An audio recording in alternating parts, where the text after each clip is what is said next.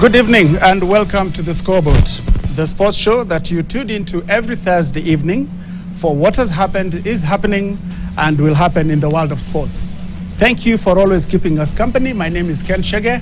I'm trying to fit into the big shoes of my colleague Bernard Otieno, who is away in Timbuktu, may be joining us later on Zoom. Today, our stories for today, Tannehill Shield is turning 38 years old. What is Tannehill Shield? We'll tell you exactly what it is and why you should be out there watching it over the weekend. Somebody is trying to take away Usain Bolt's 14-year-old record in the 100 meters. And we'll tell you why it is now a threat. A record that has stood for 14 years. Is it going to go? My colleague will tell us about that. The rugby has new faces coming in when Kenya is facing relegation from the World Series. We'll dissect that, see what the new office has to offer, and we'll take it from there. This and much more. And in the second segment of this show, we have a sharpshooter with us. We'll tell you all about the sharpshooter. In the meanwhile, I have to introduce the good people who will be keeping us company for the remainder of the hour. In studio with me is Le Capitano, Wilfred Bungei, past Olympic 800 meters gold medalist turned sports analyst. Good evening, Le Capitano. Good evening, Ken. I'm really happy to be here today, and at least, as you said, we bring our viewers, to the world of sports, what has happened in the past 1 week. Yes. Yeah. Tell me, Wilfred, what worked for you in the past week? Well, actually, what worked for me, Ben, Ken, is that as you just mentioned to our viewers, we have this young guy, Bojeng Rumile. He's 19 years old. He has run 9.99. Why do I say that it worked for me? Because if you look at the boy, he's very young. He put actually this 9.9 personal best during the secondary schools championships in Jamaica. And you can imagine for him to be able to do that time, Ken, I can assure you that that one is something that is, and that is why most people and many people, they are looking at him as the next Usain Bolt. Remember that Usain Bolt broke the world record when he was 22 years. And this boy is Jamaican, eh? Absolutely, he's Jamaican, and he's the, running below 10. He's the third athlete ever. After, as a junior? Yes, after junior, after Letsile, who did it in 2022, and Tronul, who did Powell, it in, I think? Yeah, Powell, who did it in 2014. So that is why it is the talk of the world of athletics that maybe if this boy is going to remain training, and the way I saw his statement, he said that I felt so good on that day, and that is why he was able to run that. That's good, and that's why we are always insisting that we start at the grassroots. We start with the juniors. Well, let's see what happens to the young man over time. We can't get Bernard on Zoom. I hope he'll be able to join us later. Bernard, do you hear me? Bernard, do you hear me? Yes. Well, I'm not exactly sure whether I'll be audible and whether you can hear me. We can hear you, Bernard. I don't know whether you're asking me what worked for me in the week or what didn't work for me. First I greeted you and asked you whether you're in Timbuktu. If I can go on, then it's that what didn't work for me, first of all, is the fact that the World Under-20 Championships, which were supposed to be held in Lima in Peru, will not be held there. And that is because there was political instability and some social unrest in Peru, as well as natural disasters. Now, this was supposed to be held on the 26th to 31st of August, and now the World Athletics has gotten that request to have it moved away from Lima in Peru, and they're looking for a replacement city. Now, that becomes a very short notice to anyone who's given a chance to be able to host that. Many other people who are thinking it should have been coming to Kenya. But also I've had the CAF president again insisting that Africa should have a Super League. Now you remember we had this discussion a couple of months back where they want to have a Super Bowl kind of final planned in 2024, and there was a massively big budget. I don't know whether it will work because in Europe they're saying no to the Super League, whether in Africa it will be able to work. That's, if you ask me, what worked and what didn't work. And thank you for joining us. What worked for me, been following the Premier League, over the weekend with the sacking of Graham Potter and Brendan Rodgers from Leicester and Chelsea respectively. That brings the number of sacked managers this season to 12. Looks like that's a very dangerous job. 12 out of 18 is quite a big number. Moving on to our first story then, the FKF Premier League. Bernard, I don't know if you've been watching. Do you have the scores of the matches that were played yesterday? You're talking about the FKF Premier League, I believe. Yes, we had matches played yesterday. Yeah. I think there were some very interesting results that we saw because matches are being played in midweek, and we are having very interesting results. I think one of the biggest results was the 1-0 defeat of AFC Leopards by Tusker. Tusker is gunning for the championships as the defending champions, and they are rushing to try and catch up with Gor Mahia as well. And AFC Leopards has been the team that has been on form, performing very well. So that defeat that was at Nyayo Stadium has set the AFC Leopards back a little bit before they play their next game, which will be against Police on Sunday. Now, the other big result that we saw, I think, during the matches that were played was the Ulinzi Stars 5-0 win and a 5-0 loss to Bandari. Bandari playing at home under the tutelage of Kimani. Anthony Muki Kimani were beaten.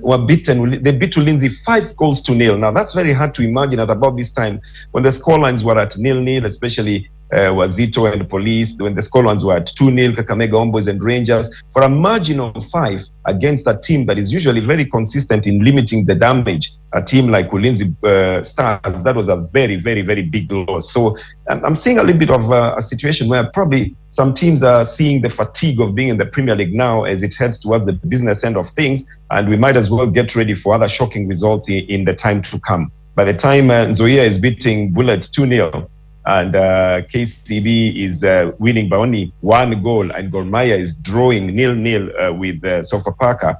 For you to be beaten 5-0, there's got to be either some inspiration that is coming on the Bandari side, or there's some demotivation that is on the Ulinzi side, because Ulinzi is probably one of the best paid team in the country. They have a job, so they have a salary, and then they have allowances for playing football as well, for drawing, for winning, and for losing as well. They're guaranteed, so they should have every motivation to be able to perform well. But those results in the midweek just tells you that now things are shifting. I think you also need to give it to Mathare. You need to give it to Mathare.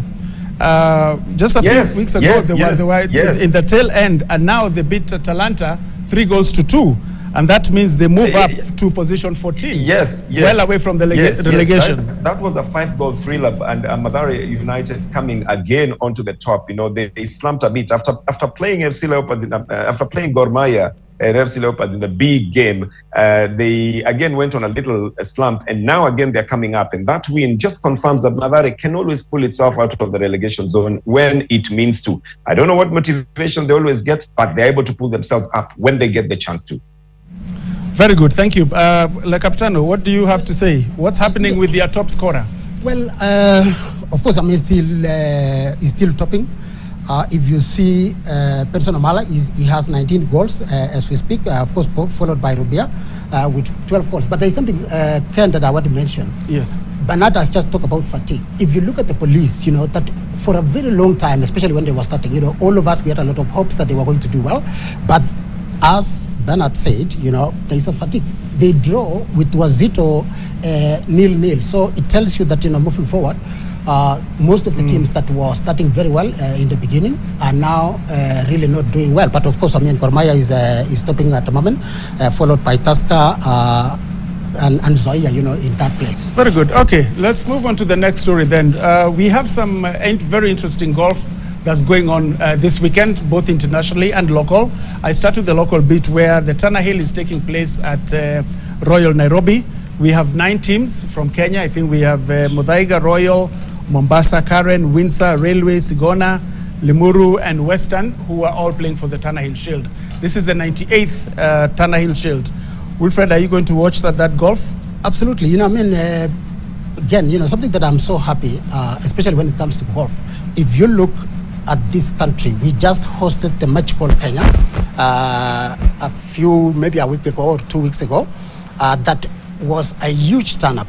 And if you look at Tana Hill, this is one of the longest golf tournament that has been going on. And therefore, for them, of course, I mean, this is local players that are going to be there. And I think for us, and especially for me as a sports person, I would like to see so many golf tournaments, because the more they play, the more they have chances of them being able to play out there. Very good, and very nice. All the local talent, all the players who play for the national team, the amateurs, they'll all be showing over there. But in the USA, we have the Masters, which is taking place at Augusta. And we see how that one turns out. Tiger Woods, the local favorite, is there. We have the golfers from LIV who are previously not allowed to play in the PGA, but now they are playing this one. They are exempt. Let's see how that pans out. We'll tell you the results next week. Bernard, we had the rugby elections, and I know you are really waiting for this. Well, I could weigh in here if you like me to. And yes, Bernard? Yes, I was saying I could weigh in here if you want me to. And I'm drawing the parallel between the Turner Shield and the Augusta Masters.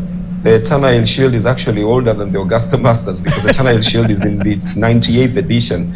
And it's a good thing that you have an event in Kenya that can put clubs against each other around the country for a 3-day festival. It's going to be at Royal Nairobi Golf Club. And this is a good thing to have at least now clubs then see what other clubs can do and fight among themselves. Now, on the other hand, we know the Augusta Masters is one of the 4 very major events of golf in the world. It's only in its 87th edition, and still everybody's watching on what Tiger Woods is going to do there. And the bigger question is whether it will be his last Masters as well.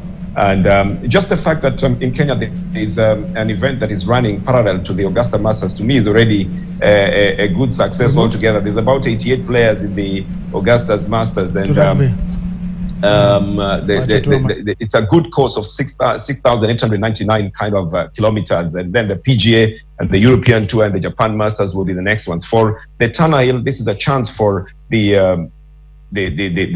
amateurs to now play against each other and just see what they've got among themselves, to see who's going to be the best out of them all. Yes, Bernard, thank you. For us who are around Nairobi, I'm sure we'll all congregate at Royal Nairobi along Gong Road. We move on to rugby. We had the rugby elections last week on Wednesday, and rugby has new faces. We have a new chairman, Alexander Sasha. We have a vice chairman, and we have directors who are elected. Bernard, what's your expectation, especially that Humphrey Kayange is now a director of the Golf Union, vis-a-vis the Kenya national team and his performance?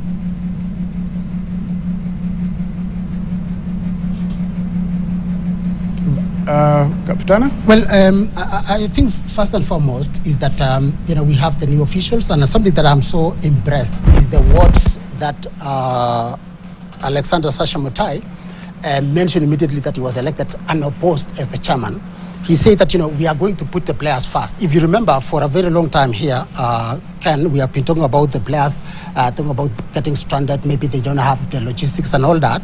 But I'm happy that the federation itself are ready to put the players first. And I think something very important that we have got to look at, especially from this team, is now moving to the next tournament, which is coming up in Singapore. And I think you mentioned about Humphrey Kayange. I think most federations and most players, they are always asking themselves that, why can't we be able to have one of our own who understands? Because they always say it is the wearer of the shoe who understands where it pinches. And I think Humphrey, being the director, then definitely is going to to steer it well. Yes, well, we've always had instances where former players get into the management of sports, they become administrators, and they excel. Sometimes they don't. They don't always excel, but in the Kenyan sense, we're looking forward to see what Humphrey, what he's going to bring into this union, and of course the new chairman. And remember, Singapore Sevens offers a very good opportunity for Kenya to gain some points. Because we've not reached the main cup in any event, but this time round the draw seems to be favoring us. We are playing France, we have the USA, and we have Uruguay. On paper, they all look like beatable teams. If we just have 2 victories, then we move on to the main cup quarters. Then we are going to have a chance of getting a number of points and probably take us out of the relegation. Remember, only the first 12 teams are guaranteed promotion. After that, you have to fight for promotion, and anything goes when you're pressed for that. Yeah, well, I think for me, with the new team, in the federation itself, it is a big boost for the athletes. And you see, and I hope Humphrey will be there himself, because he will be able to cheer these guys and tell them, you know what, we did it. When I was in this field, we were able to get so many medals. As you rightly put it, of course, we cannot rule out the teams that are there, but I think Kenya has a very huge chance now, and at least to give the fans what they have been expecting for a very long time. Well, we wish them all the best, and we'll see what happens. It's all happening in Singapore on Saturday morning. We have the under-20 trials going on at Nyayo Stadium over the weekend, La Capitano. I'm sure you're going to be there. Can you tell us what's going on at Nyayo?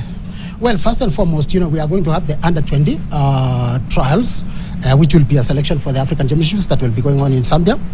And something that is very important, Ken, and especially for our viewers, is that they need to understand what do they mean by talking about under-20. These are athletes that should be below between 18 and 19 years to the 31st of December. You have to be even 19 years on 31st. So this is something very important. And something else that we are going to look at, and I'm happy that Barnabas Korir, who is the director of the youth, he mentioned that we are going to make sure that we are not going to have cheaters, because for a very long time, most Kenyans have been, I would say that, they cheat on the age, Ken. You find that somebody who is maybe 20 or even 21 wants to run with the under 20, and this is something that is always a challenge.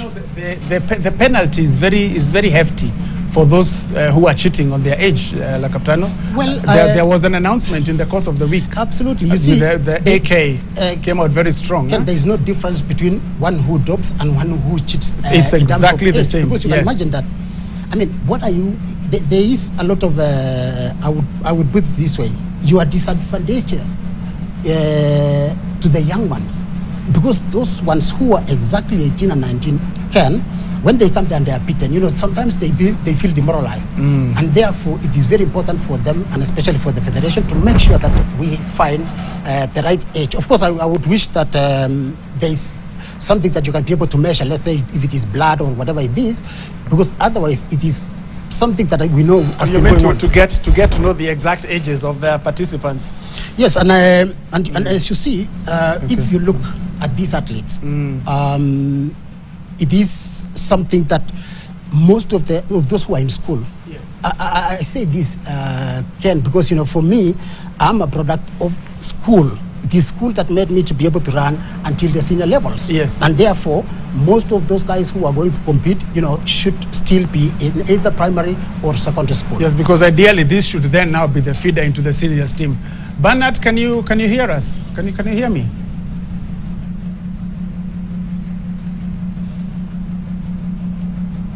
Bernard, there you are. We're talking about the under 18 and 20 trials at Nyayo Stadium this weekend, the Africa Championships. What do you think about them?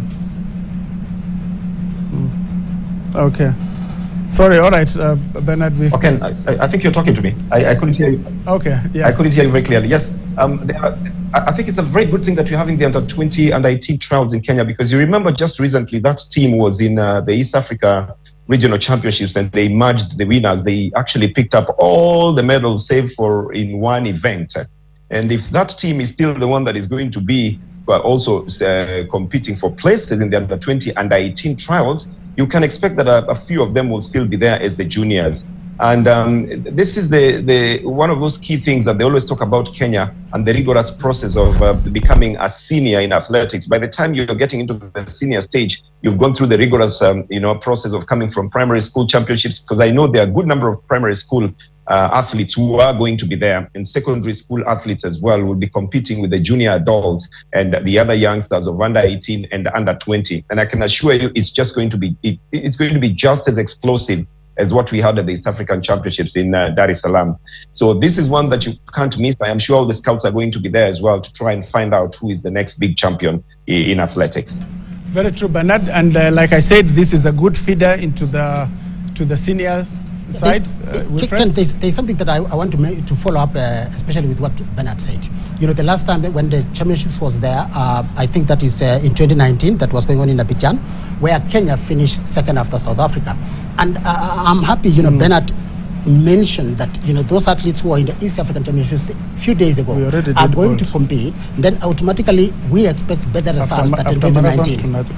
I expect better results than in 2019. Okay. Sure. Well, there it is. There it is over the weekend. Let's converge at Nyayo Stadium and see what our juniors have to offer.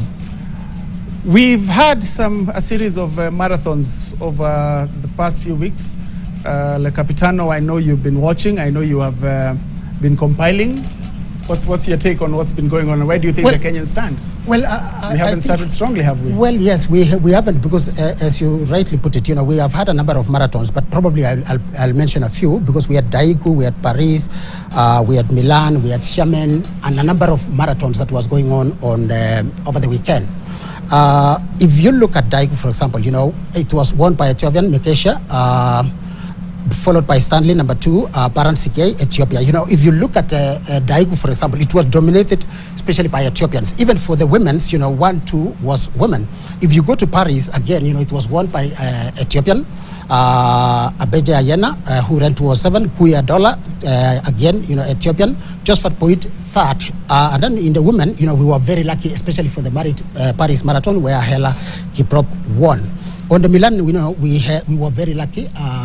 We had Andrew Rotich of Kenya, Timothy Kiporir, that he was able to. Now, the ladies seem to have been doing much better than the men. Well, why do we have that slow start? Yeah, you know, I mean, this is something that we experienced last year. That, you know, men actually last year were picking far much faster, yes, compared to the women. But this time around, if you look at the marathons that has already taken off, women are the ones that are, at least they are doing a little bit better. But again, for most Kenyans, they are waiting for the big majors. You know, we have Boston that is coming up, and the others, Berlin, London, Chicago, all those other marathons. So I think one thing that I just want to mention before we move on, I think this is a show that East Africa is dominating when it comes to marathon. Because for all the marathons that has been going on, even if you look from position 1 to 10, it's Kenya and Ethiopia, yeah. Yes, now Ethiopia is part of East Africa. Well, we'll be right back. We're going for a short break, and when we come back, we are going to be joined by our sharpshooter. We'll tell you who he is. Thank you for watching.